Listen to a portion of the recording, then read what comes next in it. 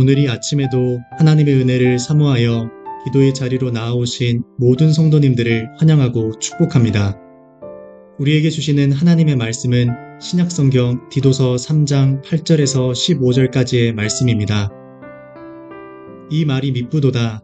원하건대 너는 이 여러 것에 대하여 굳세게 말하라. 이는 하나님을 믿는 자들로 하여금 조심하여 선한 일을 힘쓰게 하려 함이라. 이것은 아름다우며 사람들에게 유익하니라. 그러나 어리석은 변론과 족보 이야기와 분쟁과 율법에 대한 다툼은 피하라. 이것은 무익한 것이요 헛된 것이니라. 이단에 속한 사람을 한두 번 훈계한 후에 멀리하라. 이러한 사람은 내가 아는 바와 같이 부패하여 스스로 정죄한 자로서 죄를 짓느니라.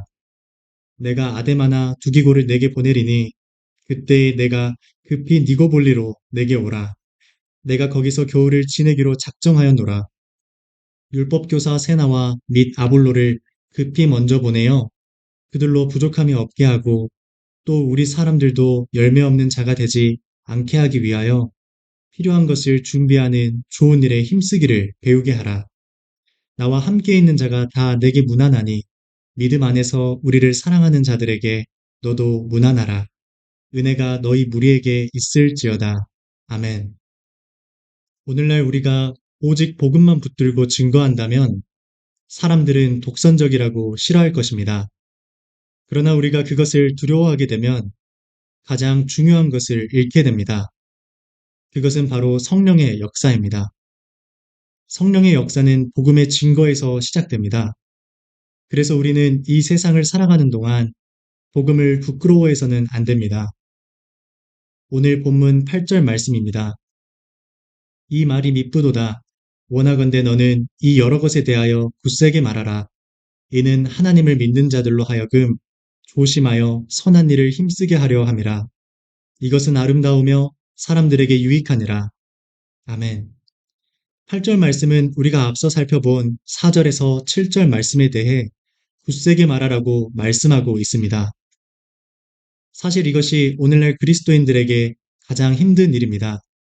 서로의 생각과 감정과 행동을 존중하는 오늘날 복음만을 굳세게 전하는 모습은 융통성 없고 시대의 흐름에 동떨어져 있는 사람과 같이 보여지기 때문입니다. 그럼에도 우리가 성경 진리만을 붙들고 복음을 증거해야 하는 이유는 예수님께서 그렇게 사셨기 때문입니다. 그래서 요한계시록 1장 5절 말씀에서는 예수님을 충성된 증인이라고 말씀하고 있습니다. 예수님은 진리에 충성하셨고 그 결과 우리의 죄를 해결하시고 성령님이 오실 수 있도록 하셨습니다. 우리는 진리에 대해 타협해서는 안 됩니다. 물러섬이 없어야 합니다. 오늘 본문에서는 진리의 적들이 나타나는 것을 확인할 수 있습니다. 본문 9절 말씀입니다. 그러나 어리석은 변론과 족보 이야기와 분쟁과 율법에 대한 다툼은 피하라. 이것은 무익한 것이요 헛된 것이니라. 아멘.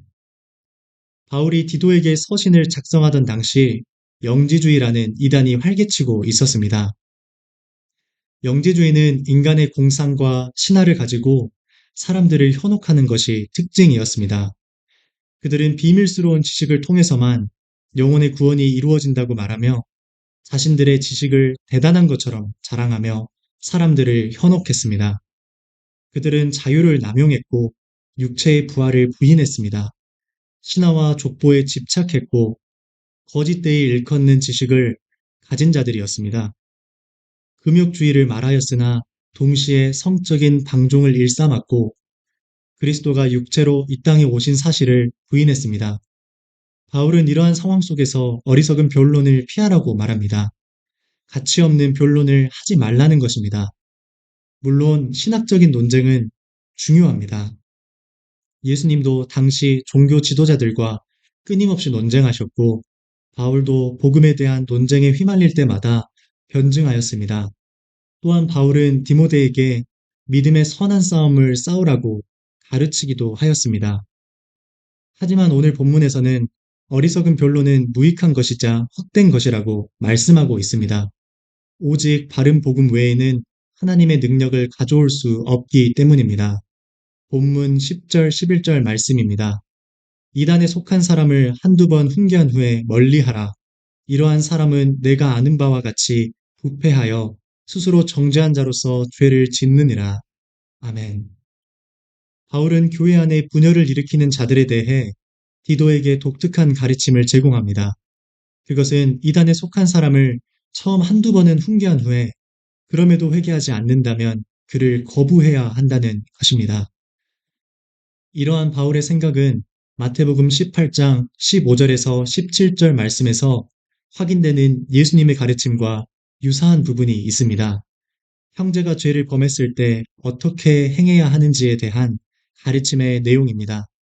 잘못한 사람에게는 몇 차례에 걸쳐 회개할 기회를 주어야 합니다. 그것이 복음을 붙든 자의 사랑의 태도입니다. 그러나 동시에 그 끝에서는 단호함도 필요합니다.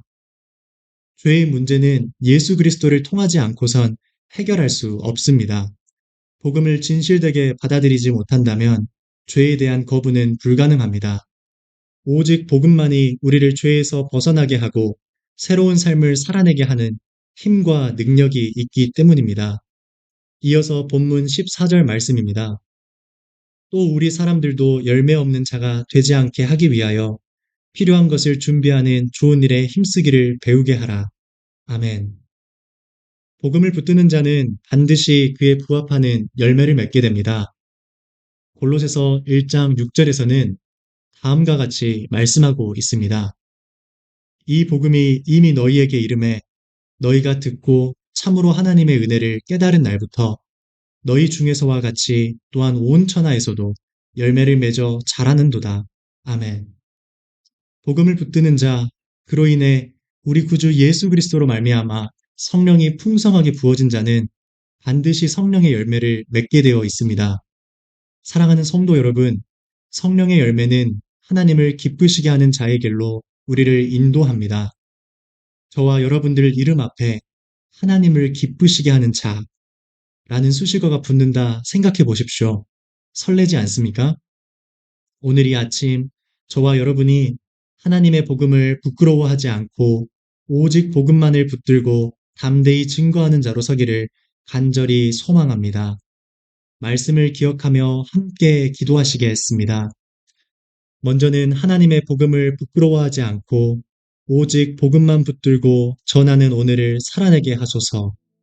이 마음으로 기도하며 나아가겠습니다. 그리고 이어서 우리의 개인의 기도 제목을 놓고 우리 가정과 다음 세대 자녀들, 사랑하는 청년들을 위해 기도해 주십시오.